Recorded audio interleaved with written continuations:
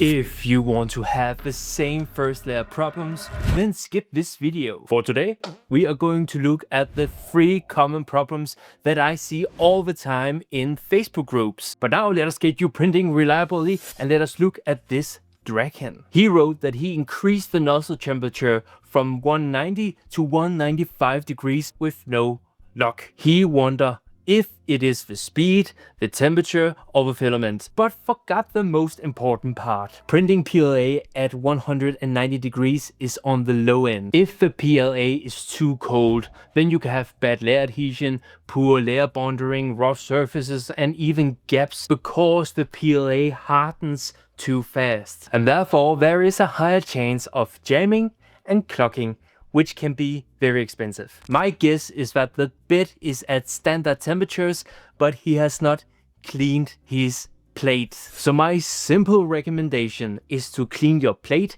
with warm water and some soap, and then turn your nozzle up to 200 degrees. The second problem can cost you money if you do the same thing as he did. This lovely person has listed all of these settings.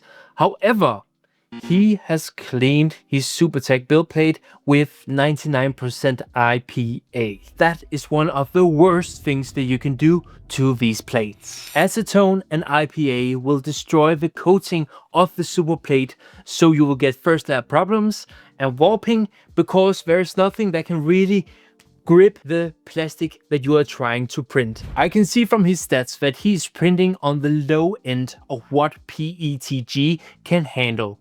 But the one interesting thing is that the print looks fine at the bottom but failed at the top. I got 2 recommendations for this problem. The first one is to leave a brim, which is an extra layer that you can print outside or inside your print. And brim is fantastic because the more surface you have on the plate, then it is harder to knock it off. There is no clear setting or recommendation about how much brim you should have and how big is the gap. It depends on the model. Brim can destroy your fine and small prints when you are trying to remove it. So my second recommendation, and the thing that I want to do, is to split this print up in multiple sections. When you have so many things on your build plate with various heights and details, then your printer cannot move safely around them all.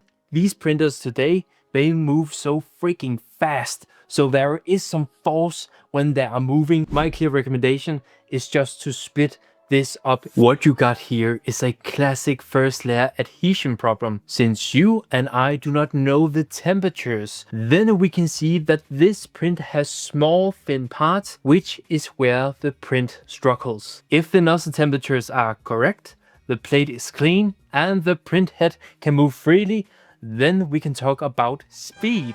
The printer can move so fast that the filament do not have the time to print firmly. So my recommendation is to change the initial layer and initial layer infill. I love when tutorials have bonus tips that can really help, because this one has helped me tremendous and not many people have talked about this. You can see that this problem could be a bed level problem, but since many new printers does this for you, then I would love to talk about infill choice. The standard setting for initial layer lines and infill is rectilinear and monotonic. They are fine, but they can destroy your first layer, and we can do better. When the print head moves like this, then it can destroy everything in the middle because it has to get so close to the build plate. I have clean SuperTech and Glacier build plates, and the rectilinear setting can still destroy my prints. So if you have the correct nozzle temperature, a clean plate, a nozzle head that can move freely, you have slowed down the speed, and you have changed the infill, then you are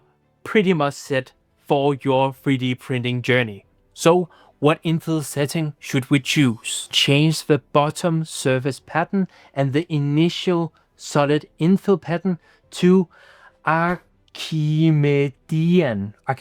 This infill pattern does not print over existing layers, so everything will get more consistent and precise.